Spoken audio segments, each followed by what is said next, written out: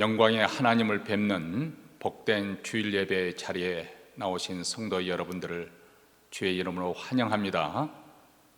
우리는 고난을 만날 때 비로소 하나님을 의지하는 법을 배우게 됩니다. 막상 고난을 당하게 되면 믿음이 좋았다고 생각했던 우리 자신의 믿음이 얼마나 연약한 것인지 문득 깨달아집니다. 그리고 하나님 외에 다른 것을 얼마나 의지하고 있는지 동시에 발견하게 되지요. 우리가 붙들고 있는 그 많은 것들이 고난의 때 전혀 힘이 되어지지 못하는 것입니다. 오직 하나님만 붙듦으로써 이 고난을 이겨나갈 수가 있습니다. 비록 고난 중에 하나님이 멀리 계시는 듯하고 하나님의 사랑이 의심이 난다 할지라도 우리는 믿음으로 끝까지 이 고난을 잘 헤쳐나가야 하겠습니다. 왜냐하면 우리 하나님은 신실하신 분이기 때문에 이런 고난을 통해서 우리 하나님의 뜻이 이루어지길 줄로 믿기 때문에 그렇습니다. 여기에 우리 하나님의 놀라운 계획과 경륜이 숨어 있습니다. 그러므로 또 한 주 이 한 신실하신 하나님을 믿는 믿음 가운데 어떤 공경에서도 하나님을 의지하며 또 믿음으로 승리하는 우리 모두가 되시기를 바랍니다. 이제 사도신경으로 우리의 신앙을 고백함으로 주일 예배 하나님께 드리겠습니다. 전능하사 천지를 만드신 하나님 아버지를 내가 믿사오며 그의 아들 우리 주 예수 그리스도를 믿사오니 이는 성령으로 잉태하사 동정녀 마리아에게 나시고 본디오 빌라도에게 고난을 받으사 십자가에 못 박혀 죽으시고 장사한 지 사흘 만에 죽은 자 가운데서 다시 살아나시며 하늘에 오르사 전능하신 하나님 우편에 앉아 계시다가 저리로서 산 자와 죽은 자를 심판하러 오시리라. 성령을 믿사오며 거룩한 공예와 성도가 서로 교통하는 것과 죄를 사하여 주시는 것과 몸이 다시 사는 것과 영원히 사는 것을 믿사옵나이다. 아멘. 찬송가 236장 주 예수 크신 사랑, 우리 가사의 의미를 생각하시면서 다 함께 부르시겠습니다.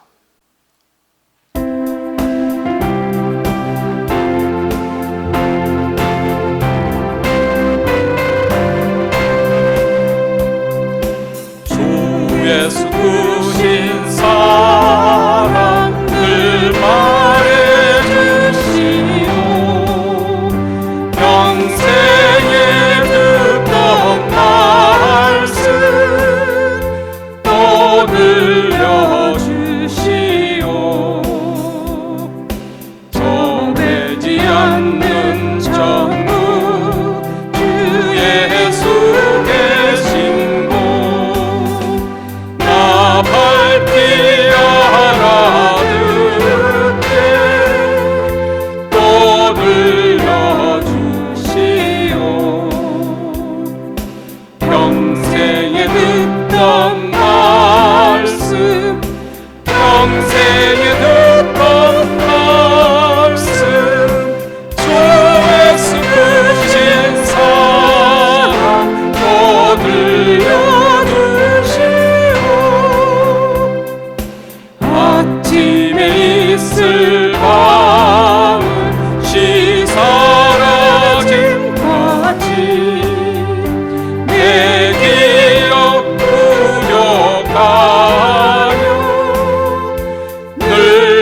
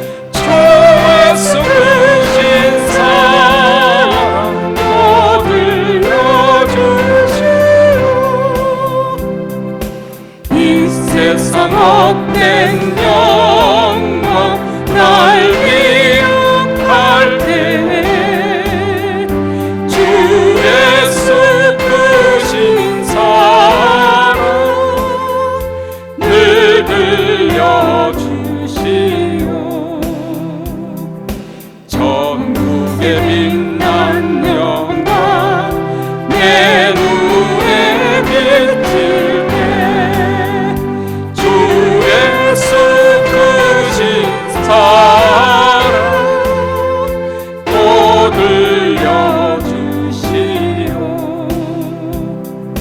평생에 듣던 말씀 평생에 듣던 말씀 주 예수 크신 사랑 또 들려주시오.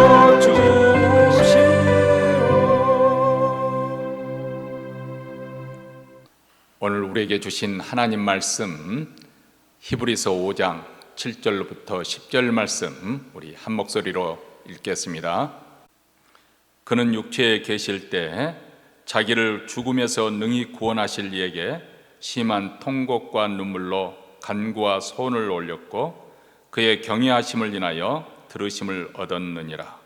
그가 아들이시라도 받으신 고난으로 순종함을 배워서 온전하게 되었은즉 자기를 순종하는 모든 자에게 영원한 구원의 근원이 되시고 하나님께 멜기세덱의 반차를 좇은 대제사장이라 칭하심을 받았느니라. 아멘. 지난 20년 동안 미국은 아프가니스탄 건설을 위해서 1조 달러를 투입하고 30만 명의 군인과 경찰을 훈련시켰습니다. 그런데 미군이 철군하자마자 바로 아프가니스탄은 탈레반의 손에 떨어지고 말았습니다. 지금 아프가니스탄 수도는 아주 혼돈 가운데 있습니다. 이로써 이슬람 근본주의자의 손에 다시 아프가니스탄은 넘어가게 되었고 다시 억압과 차별의 통치에 들어가게 되었습니다. 이것은 참으로 불행한 역사의 태행이라고 여겨집니다. 왜냐하면 다시 지난날을 인류 역사를 우리가 생각해 보면은 거대한 하나의 흐름을 발견할 수가 있는데 그것은 바로 자유와 평등을 향해서 지금껏 발전해 왔다는 것입니다. 옛날에는 소수의 권력자, 가령 왕이라든지 소수의 귀족들만이 마음껏 자유를 누렸습니다. 그리고 나머지 대부분의 사람들은 억압과 불평등의 차별을 받으며 살았지요. 그런데 민주주의가 발달하고 또 인권의식이 눈에 이렇게 되어짐에 따라서 더 많은 사람들이 차별 없이 법 앞에서 평등하게 되고 또 억압 없이 비교적 자유를 누리게 된 것이죠. 우리가 살고 있는 이 미국, 우리는 비록 마이너리티로 살고 있지만은 그동안 차별과 억압의 철폐를 위해서 투쟁해 온 분들의 그 노력으로 인해 그만큼 우리는 차별을 받지 않고 자유를 누리고 있습니다. 그만큼 우리는 이분들의 헌신과 희생을 잊지 말아야 할 것이고 또 우리에게 이렇게 주어진 이 자유를 소중히 여겨서 잘 지켜야 될 것이고 또 이 자유가 더 확장될 때는 일에 힘써야 하게 할 것입니다. 근데 최근 미국에서 일어나는 일들을 보면 우리 사회가 이 자유라는 개념을 잘못 오해하고 있지 않은가 염려하지 않을 수가 없습니다. 자유를 남용한 나머지 자기의 행동에 대해서 책임을 짓지 않는 그런 모습이 자주 뉴스에 등장하고 있기 때문에 그렇습니다. 흔히 자유라고 하면 자기가 원하는 것은 무엇이든지 내 생각과 마음대로 할 수 있는 것이라고 생각을 하지요. 과연 내가 하고 싶은 말을 무슨 말이든지 해도 되는 것이고 내가 하고 싶은 행동은 무엇이든지 할 수 있는 것이 자유일까요? 아니, 더 근원적인 질문을 던져서 과연 우리 인간에게 그런 무한한 자유주가 가능하기라도 한 것일까요?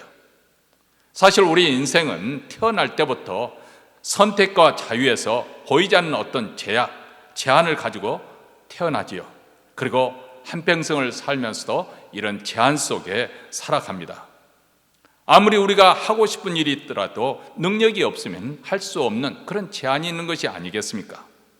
원하는 것이 있어도 돈이 없으면 살 수가 없는 것이고 또 우리가 올바른 선택을 하고 싶어도 지혜가 결핍되어 있으면 어쩔 수 없는 것입니다. 왜냐하면 우리가 가지고 있는 이런 정신적인 자원이든지 물질적인 자원이든지 제한이 되어 있기 때문에, 유한하기 때문에 그렇습니다. 이런 관점에서 보면 무한한 자유를 가지신 분은 오직 창조주 하나님밖에는 없습니다. 반대로 우리 피조물은, 우리 인간은 유한한 존재이기 때문에 자유에 대해서 제한을 받을 수밖에 없는 것이고, 또 제한이 있으므로 어떤 의미에서 우리 인생에 진정한 생명권과 복이 주어진다고 생각합니다.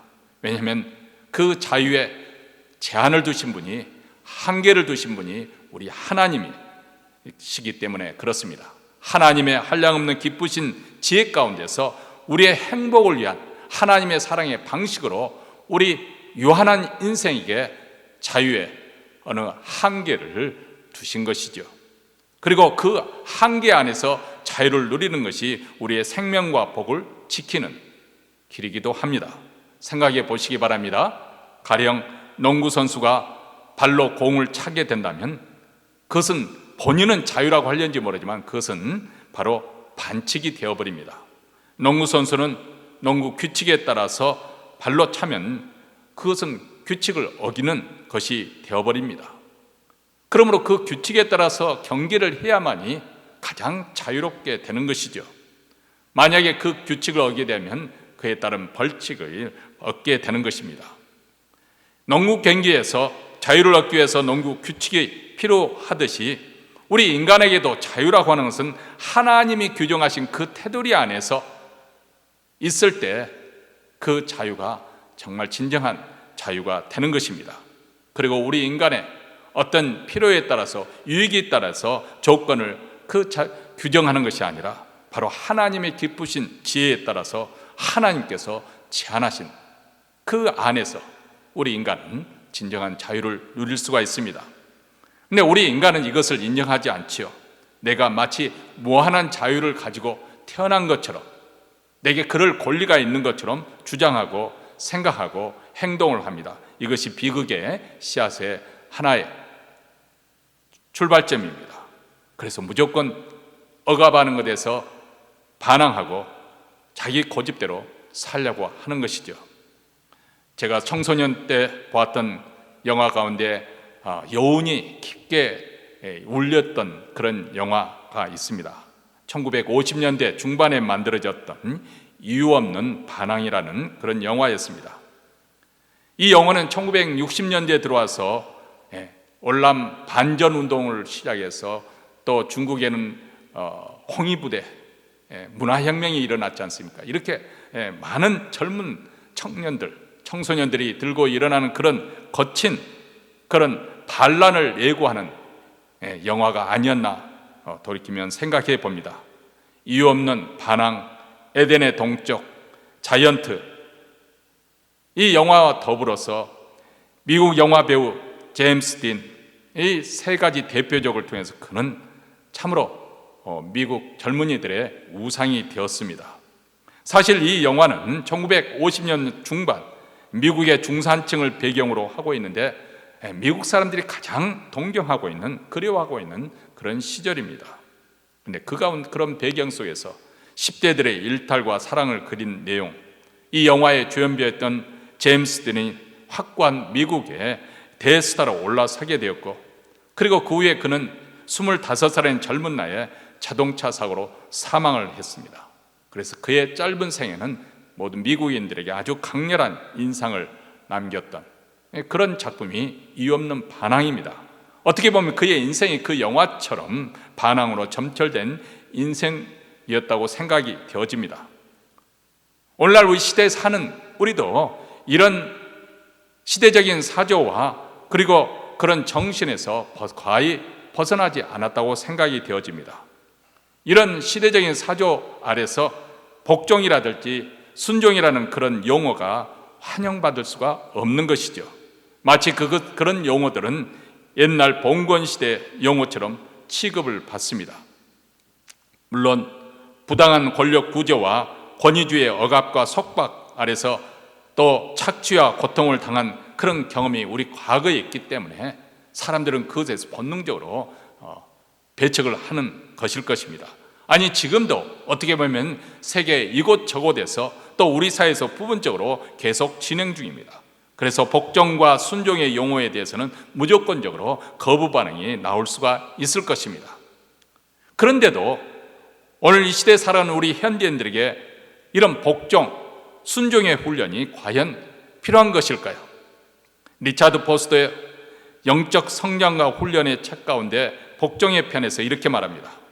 모든 영적 훈련의 궁극적인 목적은 자유함에 있는 것인데 이 복종의 훈련 또한 궁극적으로는 자유함을 목표를 둔다는 것입니다. 그렇다면 복종의 훈련을 통해서, 이런 순종의 훈련을 통해서 우리가 얻어지는 자유란 무엇을 의미하는 것일까요? 그것은 항상 내 마음대로 일이 진행돼야 한다고 생각하는 이런 현대인들의 압박감에서 벗어날 수 있다는 것입니다. 내가 원하는 대로 일이 진행돼야 된다는 이런 강박관념이 오늘날 현대인들에게를 묶는, 속박하는 가장 큰 그런 스트레스 원인 중에 하나입니다. 어떤 작은 일마저도 내 자신이 원하는 대로 진행되지 않았다는 것 때문에 사람들은 여러 날, 여러 달, 또 여러 해를 속 태우면서 그렇게 세월을 보냅니다. 사소한 일에도 소란을 피우고 쉽사리 화를 내고 격분하는 이유가 바로 이런 일로 인해서 이래저래 스트레스를 많이 받기 때문에 그렇습니다. 마치 그 사소한 일에 자신들의 생명이 달려있는 것처럼 행동을 합니다. 그래서 많은 사람들이 이런 스트레스로 인해서 위궤양이나 불면증이나 두통이나 신경쇠약이나 우울증에 걸려서 고통을 당합니다. 우리는 복종의 훈련을 통해서 이런 문제에서 벗어날 수 있는 그런 자유를 얻게 된다는 것입니다. 사실 우리 삶의 대부분에 일어난 일들은 우리가 생각하는 만큼 그렇게 중요한 일이 아닙니다. 이런저런 일이 발생했다고 해서 우리 삶이 금방 끝장나는 것도 아닙니다. 그럼에도 불구하고 서로 양보할 수 없는 그런 마음의 여유가 없기 때문에, 그럴 자유가 없기 때문에 우리는 가정에서든지 또 교회 생활에서든지 직장 생활, 사회 생활에서 마치 그 사소한 문제가 성공과 실패를 좌우하는 중대한 문제인 것냐 반목하고 싸우고 분열하지요. 그런데 우리에게 만약 순종의 종의 정신을 갖게 된다면 자기 고집과 아집에서 자유하게 될 것이고 다른 사람들을 존중하고 그래서 배려할 수 있는 그런 여유, 자유를 얻게 될 것입니다. 이 자유가 오늘날 현대인들의 스트레스에 해방시켜주는 중요한 열쇠 중에 하나입니다. 그런데 문제는 이런 순종의 훈련이 그렇게 쉽지 않다는 것입니다. 그 이유는 우리 인간의 타락한 본성이 그것을 달갑게 여기지 않기 때문에, 우리의 타락한 본성은 누구나 다 자기가 원하는 대로 하고 싶은 대로 그렇게 살고 싶어 합니다. 누가 간섭하는 것을 아주 싫어합니다. 쉬운 길이 있다고 다른 사람이 가르쳐줘도 귀에 들어오지가 않습니다. 이 길은 지금까지 많은 사람들에 의해서 검증되었기 때문에 안심하고 갈 수 있는 그런 길이라고 해도 듣지를 않습니다. 자기 고집대로 하는 것이죠. 성경은 바로 이런 문제가 우리 모두에게 있다는 사실을 분명하게 적시하고 있습니다. 이사야서 53장 6절 말씀입니다. 우리는 다 양 같아서 그릇 행하며 각기 제 길로 갔거늘. 다 양같이 자기 고집대로 각기 자기가 원하는 길을 갔더니, 사도 바울은 에베소서의 이 문제를 한층 더 심화된 영적 차원에서 다루고 있습니다. 에베소서 2장 1절로부터 3절 말씀입니다. 너희의 허물과 죄로 죽었던 너희를 살리셨도다. 그때 너희가 그 가운데서 행하여 이 세상 풍속을 쫓고 공중의 권세 잡은 자를 따랐으니 곧 지금 불순종의 아들들 가운데 역사하는 영이라. 전에는 우리도 다 그 가운데서 우리 육체의 욕심을 따라 지내며 육체와 마음에 원하는 것을 하여 다른 이들과 같이 본질상 진노의 자녀이었더니.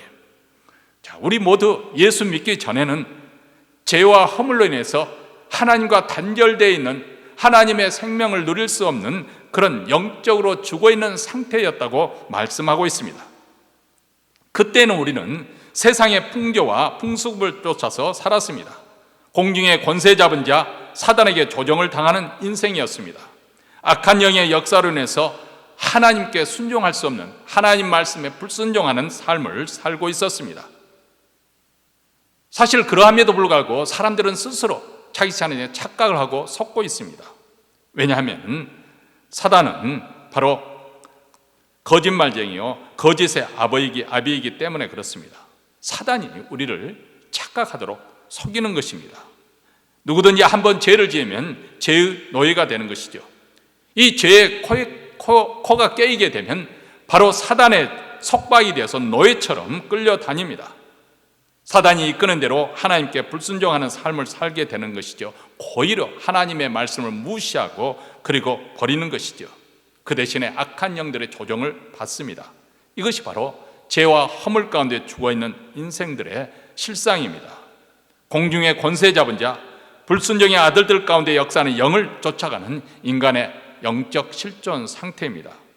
이것이 바로 우리 인생의 한계요 또 절망이지요. 어디에 소망을 있겠습니까?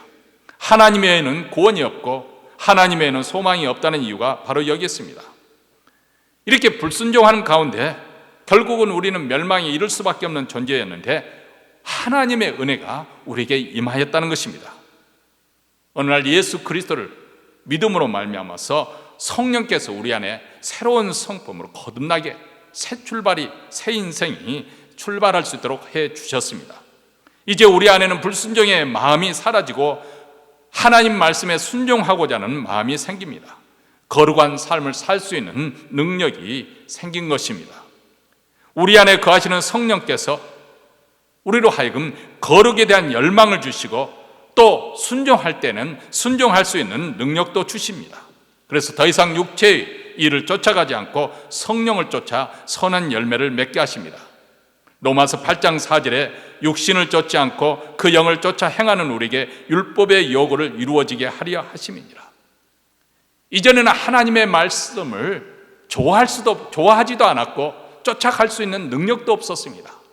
그런데 성령께서 우리 안에 내주하셔 주셔서 우리로 하여금 하나님의 거룩한 계명을 즐거워하게 되고 그 말씀을 행할 수 있는 능력을 부여해 주신다는 것입니다. 삼손을 보시기 바랍니다. 그가 성령에 충만했을 때 낙이 턱뼈로서 팔레스타인 군인 3,000명을 때려 눕히는 아주 천능력의 사나이가 되었습니다. 그런데 그가 육체의 소욕에 져서 죄의 욕망을 불태우고 했을 때 그의 영적인 영역과 영적인 소원을 다 잊어버리고 블레셋의 놀잇감이 되었습니다. 그렇게 영성이 충만했던 다윗도 바세바의 그 잘못된 그 한눈 파는 것으로 인해서 육신의 소욕에 탐닉하게 되었을 때 사단의 종이 되어서 바세바의 남편까지 교사하여 죽이도록 하는 아주 악질적인 죄를 짓게 됩니다. 왜 이런 문제가 발생하는 것일까요? 그것은 바로 성령의 내주하심으로 이런 거룩한 열망이 생겼지만은 아직 우리에게 남아있는 문제가 있기 때문에 그렇습니다. 그것은 바로 우리 안에는 아직도 옛 성품이 있기 때문에 하나님의 뜻에 완강히 순종하기를 거부하는 이 옛 성품입니다. 그래서 예수 그리스도께 온전히 순종하기까지는 우리 안에는 전투가 벌어지는 것입니다. 그것은 육체의 소욕과 성령의 소욕 사이의 치열한 싸움이지요. 죄를 좋아하는 소원과 거룩함에 이르고자 하는 소원이 서로 다투고 있습니다. 이 두 소욕은 서로 공존할 수가 없습니다. 우리의 마음이 이 죄의 소욕에 져서 비참하게 살든지 아니면 성령의 능력으로 승리하든지 둘 중에 하나입니다. 그래서 사도 바울은 우리에게 갈라디아서 5장 16절에 우리에게 이렇게 권면합니다. 성령을 쫓아 행하라. 그리하면 육체의 욕심을 이루지 아니하리라. 이렇게 말하지 않습니까? 성령을 쫓아 행하라.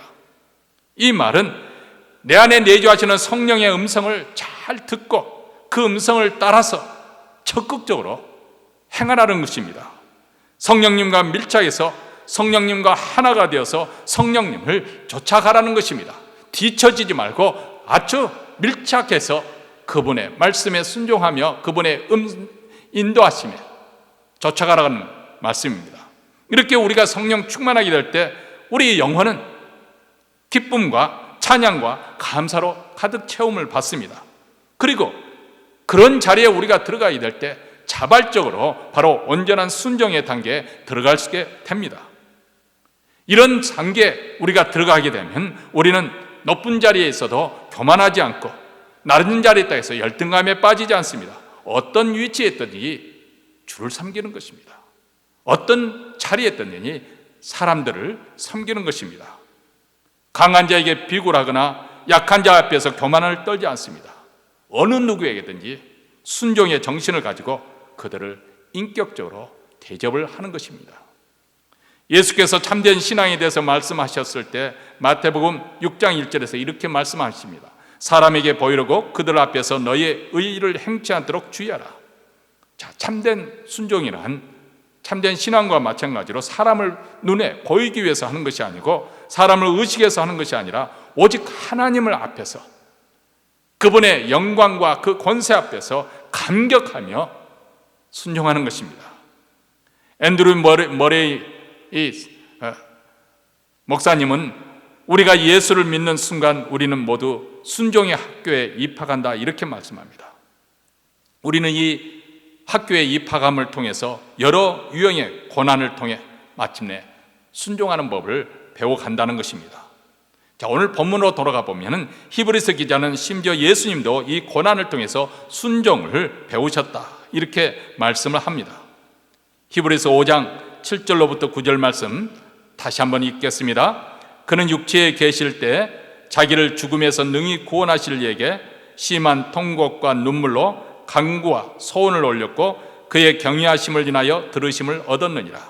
그가 아들이시라도 받으신 고난으로 순종함을 배워서 온전하게 되었은즉 자기를 순종하는 모든 자에게 영원한 구원의 근원이 되시고, 자, 여기 보면은 자기를 죽음에서 능히 구원하실 이에게 심한 통곡과 눈물로 간구와 소원을 올렸다.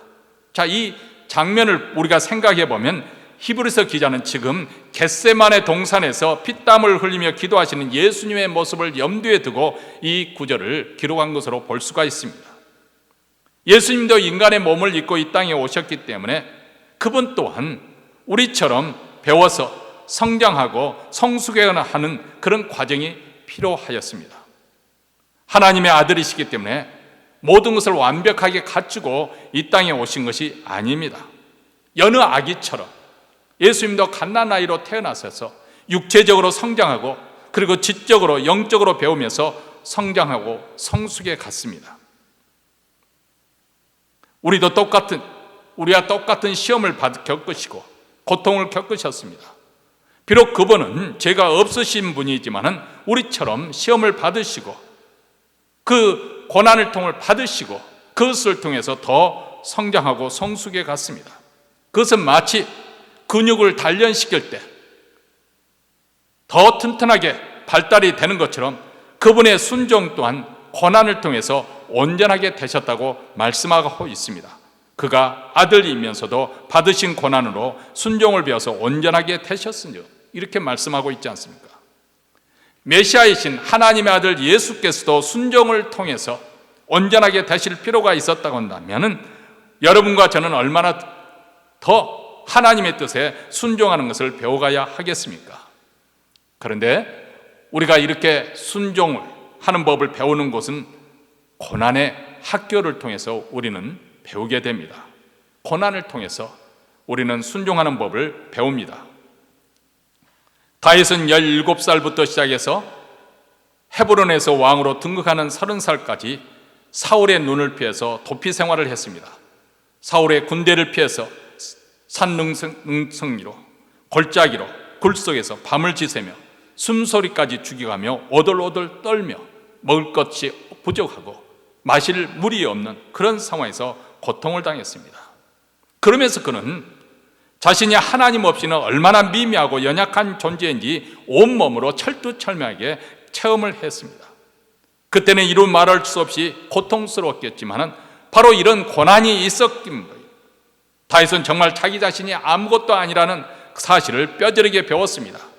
그리고 하나님이 역사를 주관하신다, 하나님만이 한나라의 흥망성쇠를 좌우하신다.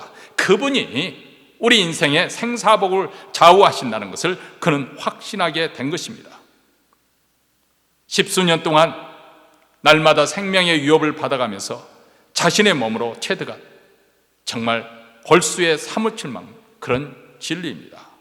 바로 이런 연단과 훈련을 거쳤기 때문에 우리 모두가 존경하는 하나님의 사람 다윗 왕이 될 수 있었던 것입니다. 여러분은 혹시 지금 당하고 있는 고난으로 해서 몸부림치고 있는 분이 계십니까? 고난이 너무 오래 계속되니까 절망하고 있는 분이 계십니까? 거의 포기할 뻔한 그런 지점까지 도달한 분이 혹시 계십니까? 내 생각에는 이제 그만해도 될 것 같은데 여전히 고난이 계속되고 갈수록 더 강도가 심해진다면 그런 상황에서 거의 포기할 뻔한 그런 자리에 있다고 한다면 성도 여러분, 한번 여기서 숙고해 보시기 바랍니다. 어쩌면 하나님은 지금 당하고 있는 이 고난, 이 아픔을 평생 기억하도록 하심으로써 앞으로 우리를 축복하시고 귀하게 쓰려는 계획 때문일 수 있습니다. 우리 생각에는 지금 고난이, 고통이 끝나도 그동안 이 교훈만을 가지고 평생 기억할 것 같은데 하나님의 생각은 우리와 다른 것 같습니다. 사실 우리는 이 아픔만 끝나면은 금방 다 깡그리 잃어버리는 그런 망각을 가진 존재라는 거예요. 그래서 하나님께서 우리를 정말 축복하려고도 축복받을 그릇이 준비가 되어 있죠. 우리를 사용할 그릇으로 우리가 준비가 되지 않습니다. 왜냐하면 조금만 축복받으면 우쭐대고 교만해져 버리고 그것으로 인해서 타락해 버리니까요. 머리로 하는 것이 전부가 아닙니다. 여러분이 생각하기에 다윗이 우리보다 머리가 나빠서 13년 동안이나 몸으로 때워야 했던 것으로 그렇게 생각합니까? 아닙니다. 모세가 우리보다 더 미련하고 고집이 센 사람에서 40년 동안 황량한 광야에서 목자로 살며 그 밑바닥 생활을 경험해야 했던 것일까요? 아닙니다. 요셉이 우리보다 죄가 많아서 총리가 되기 전 13년 동안이나 종살이와 감옥 생활을 했던 것일까요? 아닙니다. 그들 또한 몸으로 배워야 했기 때문에 그렇습니다. 그래야 평생 하나님을 경외하는 법을 잊지 않기 때문에, 아니 축복을 받아도 교만하지 않고 하나님을 버리지 않기 때문에, 자신들이 본래 어떤 상태였다는 것을 마음에 뼈저리게 새기면서 평생 잊지 않고, 그래서 오직 하나님만을 경외하는 사람이 되도록 하기 위함입니다. 우리도 마찬가지입니다. 지금 힘들지만 이왕 힘들 바에 좀 더 견디는 것이 좋습니다. 예레미야 선지자는 사람이 젊었을 때 멍에를 매는 것이 좋으니 이렇게 말하지 않습니까? 우리 한국의 속담에도 젊었을 때 고생은 사서라도 한다, 그렇게 말씀합니다. 하나님의 자녀들의 고난과 아픔은 결코 영원히 지속하는 것이 아닙니다. 조만간에 고난과 연단의 훈련은 끝나게 될 것입니다. 그리고 곧 우리를 귀히 여기시며 영광스럽게 그렇게 들어 쓰실 날이 반드시 오고 말 것입니다. 하지만 그 전에 나라는 존재가 얼마나 미미한 존재인지 깨달아야 합니다. 오직 하나님만을 경외하는 법을 배워야 됩니다. 오직 하나님만을 의지하는 법을 배워야 합니다. 그리고 하나님의 말씀에 어떤 상황에서도 순종하는 법을 배워야 됩니다. 그것도 평생 잊지 않도록 철저히 배워야 하는 것입니다. 세상 사람들은 아무리 즐겁고 기쁘다가도 인생의 환란이 닥쳐오면 모든 기쁨이 다 사라져 버립니다. 왜냐하면 불안하고 두렵고 염려가 많기 때문에 그렇습니다. 근데 우리 믿는 자들은 환란이 와도 두려워하지 않습니다. 염려하거나 근심하지 않습니다. 오히려 즐거워한다고 하였습니다. 왜냐하면 하나님의 기쁘신 뜻을 알기 때문이죠. 그래서 로마서 5장 3절과 4절에서 이렇게 말합니다. 다만 이뿐 아니라 우리가 환난 중에도 즐거워하나니 이는 환난은 인내를, 인내는 연단을, 연단은 소망을 이루는 줄 압니다. 환난의 그런 과정을 통해서 연단을 받게 되고 소망을 이루게 됩니다. 인내를 기억하는 과정 속에서 바로 연단을 받게 되는데, 이 말씀은 나의 인격과 성품이 다듬어진다 그 말입니다. 나의 믿음이 연단을 받습니다. 연단된 믿음은 그 사람을 아주 영광스럽게 만들어줍니다. 빛이 나게 만들어줍니다. 즉 하나님께서는 연단된 믿음, 더 빛나는 믿음, 영광스러운 그런 성품을 주시기 위해서 이렇게 우리에게도 고난을 허락하시는 것입니다.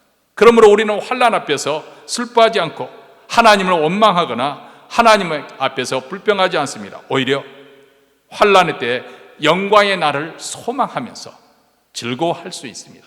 이것이 바로 예수 믿는 자들의 비밀이 아니겠습니까? 그러므로 고난이 오거든 원망하거나 불평하지 않도록 하십시다.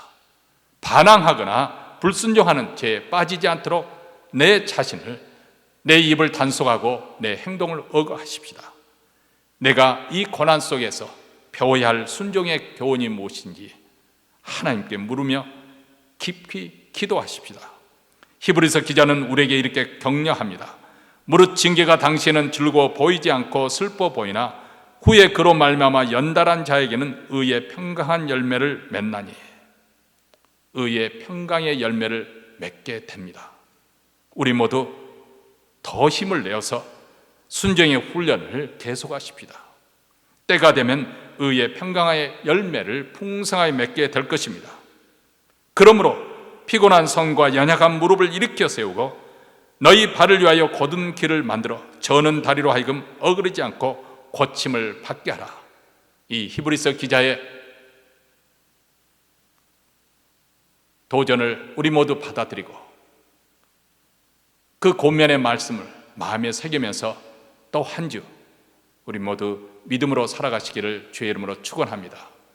기도하겠습니다.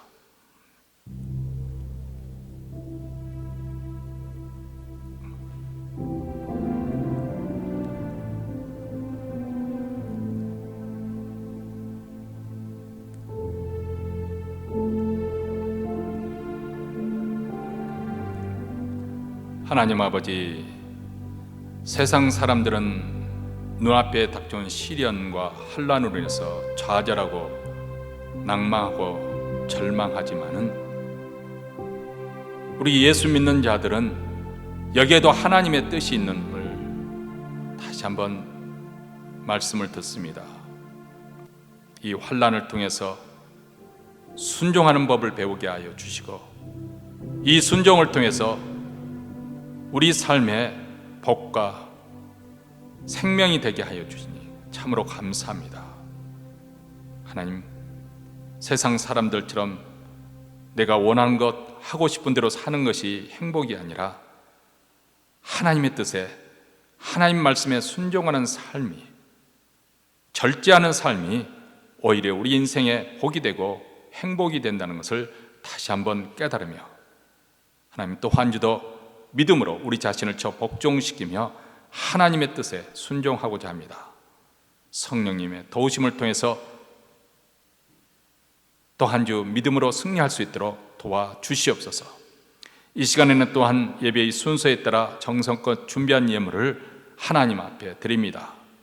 예물만 하나님께 드리는 것이 아니라 몸과 마음을 드린 정성, 우리의 인생이 하나님의 소유됨을 인정하는 표로 바쳐오니 주여 받아주시옵시고 감사한 마음으로 드리는 그 손길을 행하는 그 모든 일에 우리 주님이 도우셔서